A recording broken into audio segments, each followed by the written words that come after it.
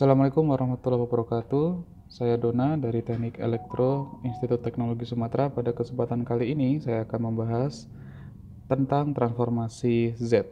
Transformasi Z ini adalah salah satu materi yang mungkin teman-teman jumpai saat belajar mata kuliah PSD maupun sinyal sistem ya.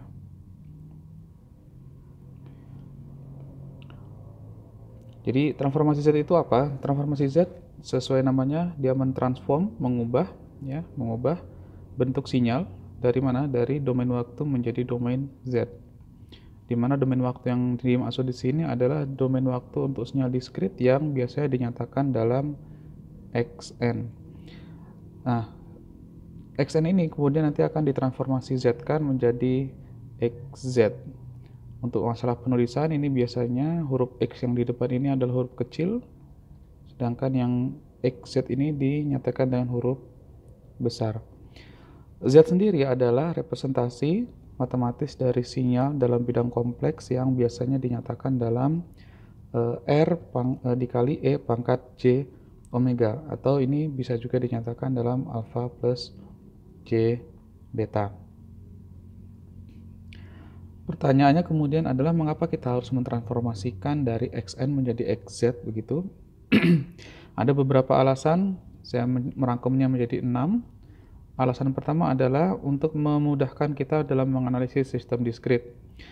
Seperti teman-teman ketahui, dalam persamaan beda yang biasanya dinyatakan dalam Yn, ya ini contoh aja misalnya Yn-1 ditambah Xn begitu.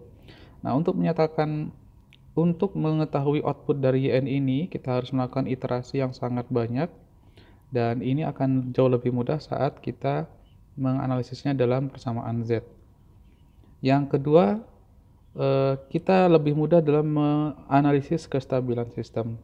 Nanti dengan melihat posisi pole dari respon frekuensi ya. Kemudian yang ketiga, kita dapat menggunakan juga persamaan dalam Z ini untuk merancang dan menganalisis filter. Nanti pada saat kita merancang filter, mungkin teman-teman ada yang sudah mempelajarinya juga ya, kita akan berurusan dengan yang namanya respon frekuensi, dan itu juga kita bisa menempatkan pole dan zero, dan dimana kedua hal ini bisa dilakukan dalam persamaan dalam domain Z. Yang keempat, memudahkan dalam operasi konvolusi, di mana operasi konvolusi ini adalah operasi yang sangat umum dijumpai dalam operasi sinyal digital. Dan kalau kita transformasikan sinyal Xn ini menjadi Xz, maka konvolusi yang tadinya harus dilakukan dalam Xn, maka dalam Xz ini dalam domain Z itu berlaku operasi perkalian.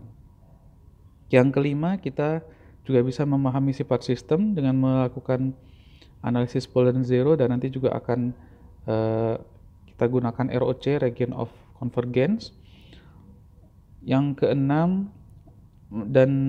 ini yang terakhir ya, ini adalah pondasi utama dalam algoritma DSP modern. Ini Digital Signal Processing. Secara definisi, transformasi Z ini rumusnya seperti ini teman-teman. Ya, rumusnya cukup besar ya. Sigma dari minus tak hingga sampai tak hingga dari Z pangkat min N dikali dengan Xn. Penulisannya biasanya dituliskan seperti ini ya. Membacanya adalah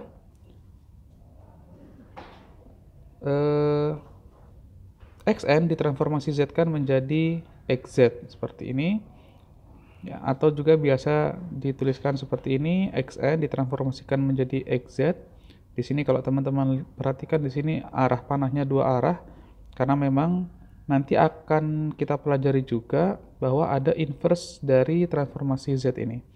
Jadi dari Xn bisa ke Xz, dari Xz pun bisa diubah lagi menjadi Xn. Rumus besar ini jika dijabarkan secara lebih rinci, ini kira-kira akan menjadi seperti ini teman-teman. Jadi Xz ini mulai dari minus tak hingga begitu ya. Ini dari N minus tak hingga. Terus kemudian ini N sama dengan min 2. Ini N sama dengan min 1, ini N sama dengan 0, N sama dengan 1, N sama dengan 2, dan seterusnya sampai dengan N sama dengan tak hingga, positif tak hingga ya, seperti itu. Nah, ini jadi sebenarnya sih simple ya, simple tapi memang agak panjang caranya. Kita masuk ke contoh soal aja, biar lebih mudah untuk memahaminya. Tentukan transformasi Z dari Xn sama dengan DON. DON ini, kalau teman-teman ingat, merupakan sinyal yang umum dipakai dalam soal-soal PSD ya, begitu. Sinyal ini, kalau digambarkan dalam bentuk sinyal dalam domain waktu, ini gambarnya seperti ini teman-teman. Jadi dia, sinyal DON ini hanya memiliki nilai yaitu 1 saat n-nya sama dengan 0 dan tidak ada nilainya pada saat nilai n-nya yang lainnya begitu. Saat nilai n lainnya itu nilai xn-nya itu 0.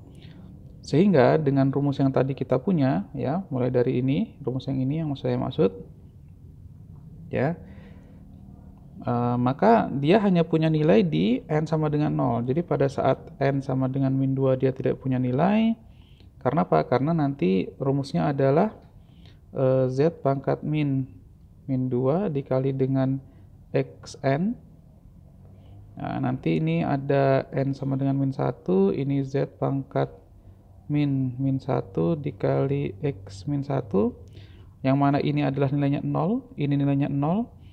Kemudian juga nanti saat di z pangkat, ini n sama dengan 1 ya, min 1 dikali x1, ini juga nilainya 0, x1, sehingga ini pun nilainya 0, sehingga dia hanya punya nilai di mana? Pada saat n sama dengan 0, yaitu z pangkat min 0 dikali dengan x0, di mana ini nilainya adalah 1 dikali 1, sehingga hasil dari xz di mana xn-nya adalah DON adalah 1. Kenapa? Karena ini 0, 0, ini 1, nanti ini 0, ini 0, 0, 0, ini belakang juga 0, seterusnya 0 semua. Sehingga nilai xz adalah sama dengan 1. Penjabaran lebih detailnya kurang lebih seperti ini ya. Ya, ini nilainya adalah sama dengan 1. Baik, mungkin untuk video pengawalan perkenalan transformasi Z cukup di sini. Nama saya Dona. Terima kasih. Assalamualaikum warahmatullahi wabarakatuh.